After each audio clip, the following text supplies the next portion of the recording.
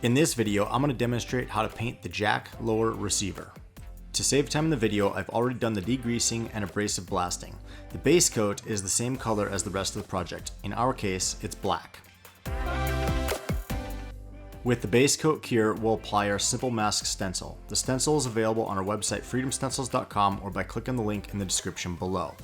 The Stencil Mask stencil is designed to mask off the main receiver body from the skull portion of the project.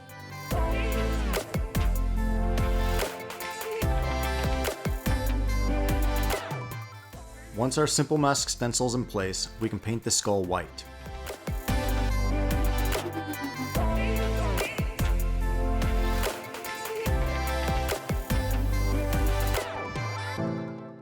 Next, we want to apply a tan or beige color. This gives the skull some life.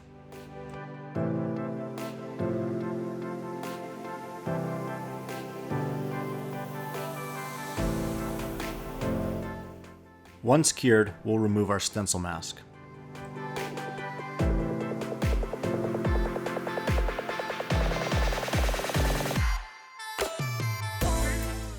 Last, we'll highlight all the contours in black and distress with some fine steel wool.